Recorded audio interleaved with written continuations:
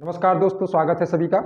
आप सभी के बीच हमने जो है रूस और यूक्रेन के बीच संघर्ष के संदर्भ में और उसके विभिन्न पक्षों और पहलुओं पर हम लोग नज़र रखेंगे, उस पर चर्चा करेंगे और समझने का प्रयास करेंगे कि आखिर यह इस पर भारत का रुख क्या है और दुनिया के तमाम देशों की जो प्रतिक्रिया है उसको समझने का प्रयास करेंगे। किस तरह से यह पृष्ठभूमि बनी है इसको थोड़ा समझने का प्रयास करेंगे।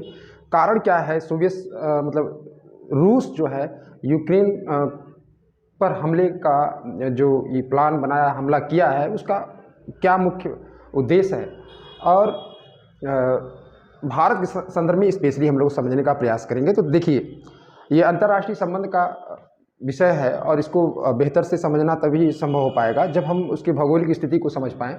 आप सभी को बता दें, अगर ये रूस है तो इधर का हिस्सा, ये अगर यूक्रेन है, ये रूस है, इधर जो है बेलारूस है और यहाँ पर आपको देखने को मिलेगा क्रीमिया देखने को मिलेगा और इधर पोलैंड है और मालदेवा है।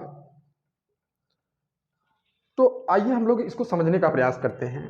एक रफली बना दिए हैं हम, और ताकि आप लोग इसको समझ सके कि देखिए, रूस कभी जो है, आप सभी लोग जानते रहे होंगे कि यूक्रेन एक ऐसा देश है जो सोवियत संघ का कभी हिस्सा रहा, कभी अलग हो गया, स्वतंत्र रहा, कभी हिस्सा रहा, इस तरह से यूक्रेन रहा। लेकिन 1990 मतलब 90 के बाद से लेकर अगर देखा जाए वर्तमान तक, वहाँ पर 3 क्रांतियाँ हुई।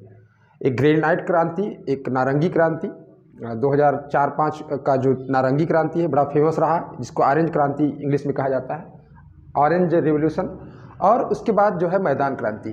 ये 3 क्रांति से पहले हम लोग कुछ समझते हैं कि इसकी पृष्ठभूमि किस तरह से रही। जैसे आप सभी को बता दें कि सेकेंड वर्ल्ड वार के बाद दुनिया 2 गुटों में विभाजित हो गया और एक पूंजीवादी अर्थव्यवस्था को लेकर उसके पक्ष में तमाम देशों का समर्थन प्राप्त करना चाहा, और दूसरा जो है आपका साम्यवादी अर्थव्यवस्था के विचारधारा को लेकर चलने वाले सोवियत संघ, उसके तमाम देशों का समर्थन प्राप्त करने का प्रयास किया। हालांकि कुछ ऐसे भी देश थे जो इन दोनों गुटों से अलग होकर वो अपना जो है गुट निरपेक्ष एक आंदोलन चलाए। चूँकि वो हाल फिलहाल में, उस समय की मैं बात कर रहा हूँ, उस समय हाल फिलहाल में जो है कि वो औपनिवेशिक शक्ति से अपने को स्वतंत्र किए थे। उसमें भारत भी था, यूगोस्लाविया था, आपका मिस्र था और इंडोनेशिया, ऐसे देश थे जो कि अपने को इन युद्धों से अलग रखना चाहते थे।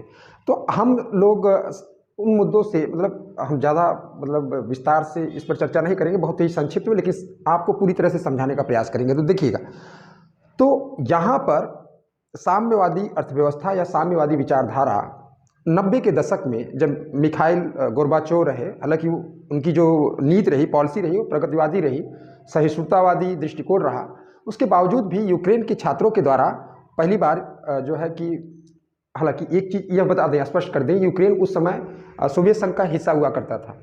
तो यूक्रेन के छात्रों के द्वारा एक ग्रेनाइट क्रांति की गई। ग्रेनाइट टाइल्स के पास एक स्क्वायर जो है कि इंडिपेंडेंस स्क्वायर था, जो प्रतीक चिन्ह था, वहाँ पर ये लोग शिविर लगाए। और देखिए, इस पर विस्तार से अगर करेंगे तो बहुत समय लग जाएगा।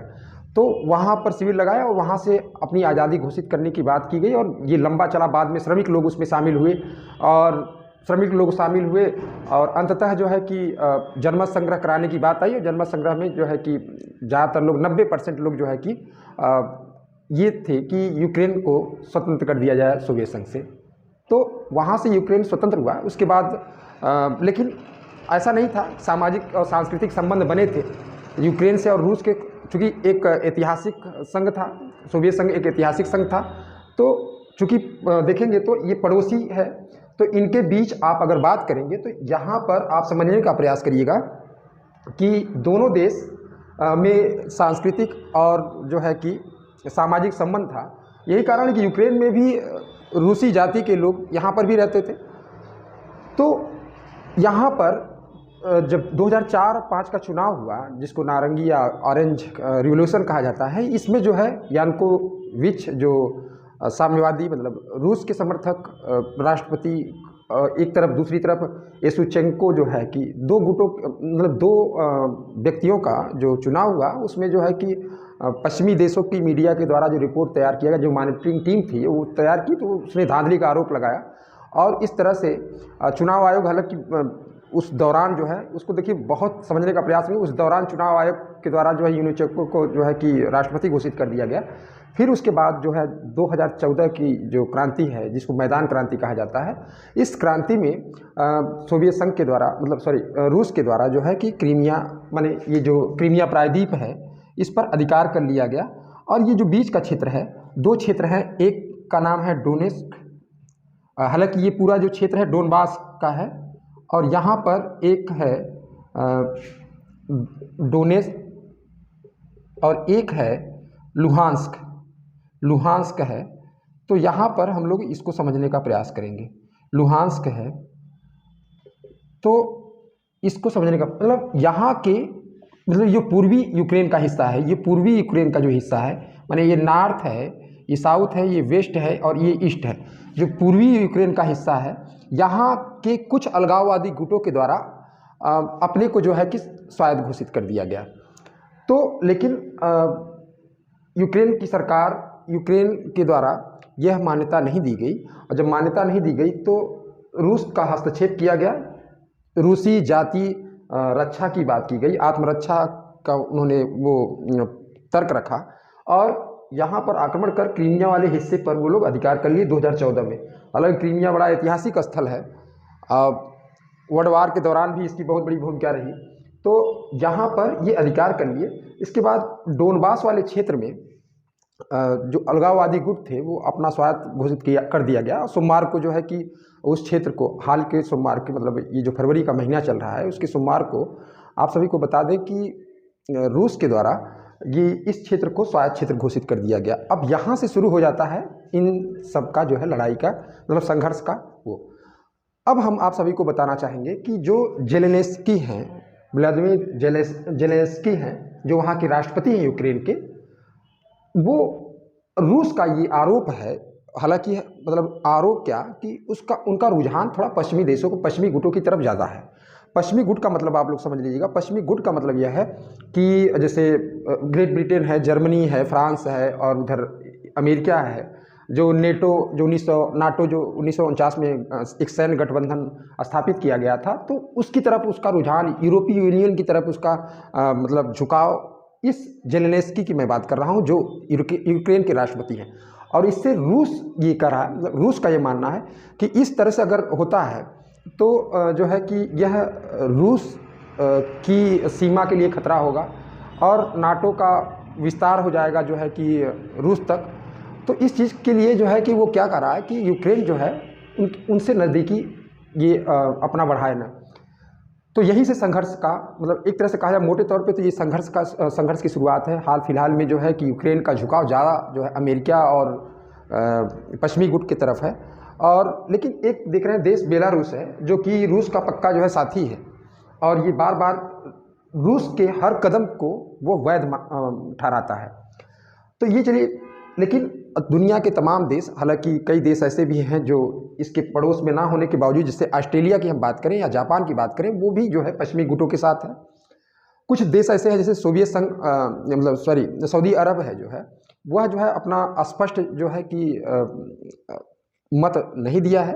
हालांकि इस संघर्ष के दौरान मतलब इस संघर्ष के पहले ही आपातकाल बैठक बुलाई गई, संयुक्त राष्ट्र की सुरक्षा परिषद की आपातकाल बैठक बुलाई गई और भारत के जो राजदूत थे उसमें उन्होंने जो है कि बिल्कुल उसको राजनयिक स्तर पे हल करने की बात की और संयम की बात उन्होंने किया। तो यहाँ पे डायलेमा की स्थिति, इसकी बाद में चर्चा करेंगे। तो यहाँ पर देखिएगा, तो अब क्या कारण है? कारण हमने बता दिया कि कारण रूस का यही है कि नेटो का इधर विस्तार होगा तो रूस का जो सीमा है संबंधित है, या यूक्रेन को मानता है कि ऐतिहासिक सोवियत संघ का वो हिस्सा है और इसमें पश्चिमी गुटों का प्रभाव नहीं होना चाहिए। जबकि पश्चिमी देशों का ये मानना है कि अगर नाटो कुछ इस तरह का एक सहयोगी देश के रूप में है, ध्यान रखिएगा। अब नाटो के बारे में थोड़ा सा आप लोग समझ लीजिएगा। नाटो जो एक ऐसा सैन्य गठबंधन है, इसमें जो भी शामिल होगा, अगर किसी किसी एक सदस्य के ऊपर कोई हमला कर देता है तो ये पूरे का माना जाएगा और सभी लोग उसका सहयोग करेंगे। लेकिन अभी यूक्रेन जो है कि इसके साथ इसका सदस्य बनना चाहता है, लेकिन अभी सहयोगी देश के रूप में है, एक सहयोगी देश के रूप में है। तो ये जो यूक्रेन का प्रयास है, ये रूस जो है इसको पसंद नहीं कर रहा, क्योंकि अगर वो जानता है कि अगर इसके साथ इनका वो हो जाएगा तो यहाँ पर इस हिस्से में यानी सोवियत रूस वाले के पड़ोस वाले हिस्से में इनकी गतिविधियाँ बढ़ती जाएंगी, उसका मानना है। और जबकि उस जो पश्चिमी गुट के देश हैं वो लोग मानते हैं कि अगर जो है कि अगर कोई देश चाहता है नाटो के साथ मतलब उस संबंध बनाना चाहता है तो वो आसानी से बना सकता है, उसमें कोई समस्या नहीं है। जबकि नाटो जिस तरह से 1949 में नाटो का गठन हुआ, उसी तरह से सोवियत संघ अपने जो उसके समर्थक, उसकी विचारधारा के समर्थक लोग थे, उनके द्वारा एक वार्सा पैक्ट की स्थापना की गई। हालांकि सोवियत संघ के विघटन के बाद 1991 के दौरान जो है, जब सोवियत संघ का विघटन हो गया तो वार्सा पैक्ट मतलब उसकी प्रासंगिकता मतलब समाप्त हो गई, कम हो गई। अब बात करते हैं 2000 यूक्रेन पर कब्जा, जो क्रीमिया का हमने बताया 2014 में ये कब्जा कर लिया। पूर्वी यूक्रेन के दो पक्षों डोनेस्क और लुहांस्क रूस के द्वारा मान्यता दी गई।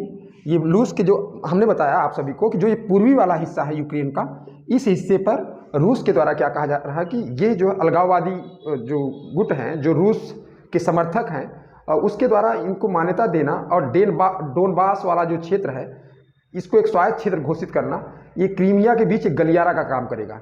माने आसानी से रूस क्रीमिया पर आसानी से जो है वो करेगा, उसका आवागमन आसानी से हो पाएगा। तो यहाँ पर ये है, लेकिन पश्चिमी गुटों का ये है कि किसी की संप्रभुता और जो है कि उसके आंतरिक मामलों में हस्तक्षेप करना ये ठीक नहीं है।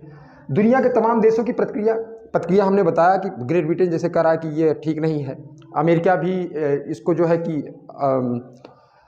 रूस के लिए कहा कि ये फॉल्स फ्लैग है। मतलब फॉल्स फ्लैग का मतलब यह होता है कि अगर कोई देश जानबूझकर युद्ध के लिए स्थिति पैदा करे और वो इस तरह से एक माहौल बनाए ताकि दूसरा देश मतलब ये दुनिया मतलब प्रत्यक्ष रूप से ये दिखाई दे कि वो जो अपोजिट वाला जो नहीं चाहता है युद्ध, उसको दिखाया जाए कि वह उकसा रहा है युद्ध के लिए। तो फॉल्स फ्लैग के बारे में विस्तार से बताएंगे कभी। अंतर्राष्ट्रीय संबंध की टर्मोलॉजी है, बहुत ही महत्वपूर्ण है। दुनिया के तमाम देशों की प्रतिक्रिया जो है, भारत का रुख, अब ये भारत का रुख के बारे में हम लोग स्पष्ट कर दें कि भारत जो है कि ना तो मतलब ये तटस्थ की स्थिति में है, ना तो यूक्रेन के पक्ष में कुछ बोल सकता है, ना तो जो है कि रूस के पक्ष में। अब जो चूँकि सुरक्षा परिषद का अस्थायी सदस्य है, आप सभी लोग जानते हैं सुरक्षा परिषद का अस्थायी सदस्य है, और उसमें जो त्रिमूर्ति जो साहब हमारे मतलब सोवियत संघ के जो राजदूत हैं, उनके द्वारा जो कहा गया कि राजनयिक प्रयास करके इसको हल करना चाहिए, संघर्ष ठीक नहीं है। तो अब यहाँ पर समझते हैं कि भारत का हित क्या है और किस तरह से भारत जो है इस पर क्या करना चाहिए और क्यों ऐसा कर रहा है कि वह स्टैंड नहीं ले पा रहा है। तो देखिए, आप सभी को बता दें कि कुछ कारण ऐसे हैं। जैसे पहला कारण यह है कि रूस जो है भारत का बहुत बड़ा सामरिक साझेदार है, बहुत बड़ा सामरिक साझेदार है। यानी कि यहाँ हम बात कर रहे हैं कि भारत का स्टैंड क्यों डायलेमा की स्थिति में है, वह कूटनीतिक दुविधा की स्थिति में काहे है, उसके पीछे यही समझना है हमको कि सामरिक स्थिति ये है कि सामरिक साझेदारी के अंतर्गत भारत सैन्य सामान मतलब अगर देखा जाए सैन्य हार्डवेयर के अंतर्गत तो 70% तो रूसी मूल के हैं, 70% से लगाकर 80% तक रूसी मूल के हैं। तो जाहिर तौर पर आप सभी लोग जानते हैं कि हाल फिलहाल में जो S-400 जो एक समझौता, जो एक मिसाइल कहा जाए कवच की बात जो की जा रही है, जो सुरक्षा की दृष्टि से बहुत ही महत्वपूर्ण है, S-400, इसके संदर्भ में भी कहा जा रहा है कि अगर इस तरह से रूस को नाराज़ किया जाएगा तो संभवतः जो है वह इसका समझौता रद्द हो सकता है। वहीं अभी तक अमेरिका, हम बात उधर पश्चिमी गुटों के संदर्भ में, उसको भी नाराज़ नहीं कर सकता भारत, क्योंकि अमेरिका के साथ अब धीरे धीरे नज़दीकी बहुत मतलब नज़दीकी बढ़ती जा रही है। और अमेरिका चाहकर भी जो है कि भारत को मतलब भारत के संदर्भ में मतलब एक चीज़ बता दें आपको कि समय के साथ जो है संबंधों में परिवर्तन आता है। पहले जहाँ पर अमेरिका जो है पाकिस्तान के साथ उसके ताल्लुकात अच्छे थे, आज देखिएगा इमरान खान जो है कि व्लादिमीर पुतिन से मिलने गए और उनसे मुलाकात की और गलत समय पे जा कर के पूरी मतलब एक तरह से स्पष्ट कहा जाए तो एक खुलेआम जो है कि हालांकि वो द्विपक्षीय संबंधों का वो देते हैं, लेकिन ये गलत समय पे उनका जो है कि दौरा था। और तो पाकिस्तान का उधर की तरफ झुकाव और अमेरिका की अपेक्षा ये है कि वो भारत से उसकी जो है कि नज़दीकी ज़्यादा हो। और इन सब चीज़ों को ध्यान में रख करके तो देखा जाए तो क्यों डायलेमा की स्थिति में इसको समझते हैं। सामरिक साझेदारी का मतलब कि सैन्य हार्डवेयर की बात करें, सैन्य हार्डवेयर साजो सामान 70% रूसी मूल के हैं। यस 400 की समझौता की हमने बात किया। भारत का बहुत पक्का दोस्त भी प्रारंभ में रहा है। और चीन की जो आक्रामकता है, जो सीमा अतिक्रमण जो हाल फिलहाल 2020 में आप लोग सुने ही थे कि लद्दाख वाले क्षेत्र में LAC के पास जो है कि सीमा का अतिक्रमण किया गया। इस दौरान एकता और संप्रभुता का हवाला देते हुए भारत जो है अपना स्टैंड बिल्कुल स्पष्ट किया है कि वह तटस्थ की स्थिति में होगा। और दूसरी तरफ अगर बात करें हम, जबकि यहाँ के राजदूत यूक्रेन के जो भारत में राजदूत हैं उन्होंने जो है कि असंतुष्टि जाहिर की कि भारत जो है अगर भारत जो है व्लादिमीर पुतिन पर दबाव डाले तो जो है कि क्या होगा कि इससे युद्ध रोकने में ये प्रयास होगा, जिस तरह से अमेरिका और तमाम पश्चिमी गुट इसके लिए प्रयास कर रहे हैं, ऑस्ट्रेलिया और जापान, तो भारत भी इस तरह से करे। लेकिन भारत ऐसा नहीं कर सकता, क्योंकि अगर ऐसा करेगा, देखिए दिमाग लगाइएगा, अगर ऐसा करेगा तो रूस का झुकाव चीन की तरफ ज़्यादा होगा। आप सभी को बता दें कि जब अप्रैल 2020 में जब लद्दाख की सीमा को लेकर भारत और चीन के बीच संघर्ष हो रहा था, तो उस समय रूस का जो स्टैंड था वह न तो भारत की तरफ से था न तो चीन की तरफ था। तो अगर ऐसा करता है तो इसका रूस का झुकाव उधर की तरफ जाएगा। तो यह एक बात है। और इस तरह से हम लोग देखें कि तो ये तो एक सबसे बड़ी समस्या है। और एक चीज़ और डायलेमा की स्थिति बता दें कि 4.5 करोड़ की जनसंख्या वाला यूक्रेन में भारतीय लोग भी, बहुत से नागरिक भी और जो है यहाँ के छात्र ज़्यादातर मेडिकल में एडमिशन कराने, मतलब मेडिकल का वो अपना कोर्स पूरा करते हैं। तो लगभग 20,000, ये कहा जा रहा है कि 20,000 तक लगभग वहाँ पर फंसे पड़े हैं। अगर ये संघर्ष होता है तो उनको, चूँकि अभी एयर बेस वगैरह जो है प्रतिबंधित कर दिया गया है यूक्रेन के द्वारा। पहले 22 फरवरी को जो एयर इंडिया के द्वारा लाया गया वहाँ से भारतीय लोगों को, फिर दूसरा 24 को जाना था, लेकिन जिस तरह से गोलाबारी चालू हुई उससे एयर इंडिया बीच में ही वापस हो गया। और तो ये एक बड़ी चुनौती है भारत के लिए कि जो 20,000 लोग भारतीय नागरिक वहाँ पर फंसे पड़े हैं, और इनकी सुरक्षा भी बहुत ही महत्वपूर्ण है यह देश के लिए, क्योंकि ये 20,000 लोगों के लिए बहुत मतलब ज़रूरी है कि भारत किस तरह का स्टैंड ले। अब लास्ट में देखिए, बहुत संक्षिप्त में हम बताने का प्रयास किए हैं, और कभी इस पर हम विस्तार से अच्छे से सारी पृष्ठभूमि और तमाम चीज़ों को हम बताएंगे, लेकिन मोटे तौर पे आप लोग समझते रहिएगा। जो मुख्य उद्देश्य है रूस का कि यूक्रेन उसके पक्ष में रहे, उसका मतलब चूँकि ऐतिहासिक सोवियत संघ का हिस्सा रहा है, वह उसके पक्ष में रहे। और वहीं पर यूक्रेन का जो इस समय, हालांकि पहले भी जब 2004 की हम बात किए थे, यूरेचेको और यूसेचेको जो दोनों के बीच में चुनाव हुआ था, उस चुनाव के दौरान यूरेचेको रूस के पक्षधर थे। तो इनका झुकाव इधर, मतलब जो जिस विचारधारा का होगा, जो पश्चिमी गुट की तरफ जाना चाहेगा तो रूस उससे नाराज होगा। तो ये इसीलिए वो आंतरिक मामलों में हस्तक्षेप करता है। तो चलिए देखिए, भारत की रुख की हमने बात किया, तो कुछ इस तरह की स्थितियां हैं कि भारत को जो है कि स्पष्ट स्टैंड लेने में उसको समस्या हो रही थी, यही कूटनीतिक दुविधा है। अब बात करें हम कि 24 तारीख के जो तड़के सुबह जो है कि व्लादिमीर पुतिन के द्वारा ये जो कहा गया हमले का जो आदेश दिया गया, उसके बाद अगर देखा जाए अर्थव्यवस्था की जो बात हम करें तो अर्थव्यवस्था पर इसका बहुत बुरा असर पड़ेगा। रूस की भी अर्थव्यवस्था पे माना जा सकता है, क्योंकि अमेरिका जो है कि तमाम आर्थिक प्रतिबंध लगा दिया है, जो एक तरह से कहा जाए इंटरनेशनल स्विफ्ट पेमेंट वाला सिस्टम होता है। डॉलर, अगर रूस कुछ खरीदना चाहेगा दूसरे देश से, तो आप सभी लोग जानते हैं कि डॉलर जो है एक महत्वपूर्ण मुद्रा है, और अगर वो डॉलर हुआ, यूरो हुआ, पाउंड हुआ, येन हुआ, अगर ये अंतर्राष्ट्रीय जो स्विफ्ट पेमेंट वाली प्रणाली है, अगर इस पर रोक देता है तो रूस को दूसरे देशों से सामान खरीदने में उसको समस्या होगी, क्योंकि वह एक इंटरनेशनल करेंसी है। तो इस तरह से उस पर प्रतिबंध लगाने का प्रयास किया जा रहा है। लेकिन एक चीज़ और है, मतलब देखिए पश्चिमी गुट के कई देश ऐसे हैं, जैसे कि जर्मनी भी है।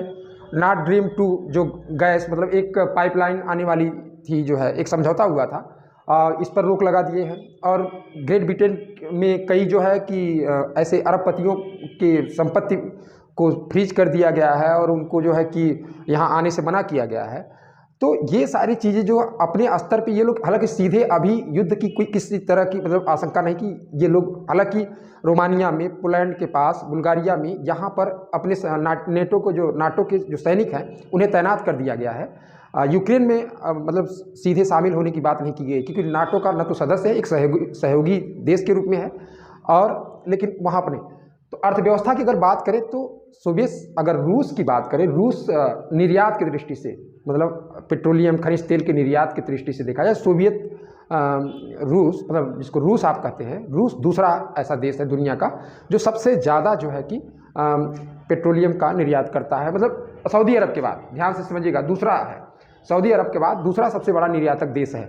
और वहीं पे प्राकृतिक गैस की बात करें तो रूस जो है कि एक प्राकृतिक गैस के निर्यात के मामले में आपको बता दें कि यह निर्यात उत्पादन दोनों मामले में ये सबसे ज़्यादा जो है, सबसे अधिक उत्पादन करने वाला, निर्यात करने वाला भी देश है। तो अगर इस तरह से देखा जाए तो इसका सभी देशों की अर्थव्यवस्थाओं पर एक असर पड़ेगा। जैसे आप सभी को बता दें कि जिस दिन आक्रमण की घोषणा की गई व्लादिमीर पुतिन के द्वारा, तो बम्बई का स्टॉक एक्सचेंज जो इसका इंडेक्स रहा, सेंसेक्स जिसको बोलते हैं, इसमें 2702 का गिरावट हुआ, मतलब 4.7% जो है गिरावट हुआ। इसी तरह से अन्य कई जो है कि देशों की शेयर मार्केट में लुढ़क गए। तो ये तो असर पड़ेगा ही, मुद्रास्फीति बढ़ेगी, जाहिर तौर पे अगर तेल का दाम बढ़ेगा तो आप लोग जानते ही हैं कि मुद्रास्फीति बढ़ेगी। तो ऐसी स्थिति में तो सबसे अच्छा तो यही होगा कि यह युद्ध किसी तरह से अंतर्राष्ट्रीय दबाव से, कूटनीतिक प्रयास से, या किसी भी प्रकार से अगर युद्ध ये रुक जाता है तो पूरी अंतर्राष्ट्रीय मानव समुदाय के लिए एक बहुत ही अच्छा होगा। और इसके लिए अलग अलग स्तर पे लोगों को काम करना चाहिए। तो फिर हम आप सभी के बीच में, अगर आप सभी लोग को अच्छा लगा हो तो आप सभी लोग लाइक और जो है कि शेयर जरूर कर दीजिएगा, अधिक से अधिक लोगों को शेयर करिएगा। एक स्पष्ट जब कभी हम क्लास लेंगे उस तरह से तो आराम से, यह 1-1.5 घंटा की क्लास है, ताकि हर चीज़ को बड़ा मतलब क्लियर समझे, लेकिन एक मोटा मोटी आप लोग समझ गए होंगे। तो नमस्कार, जय हिंद, जय भारत।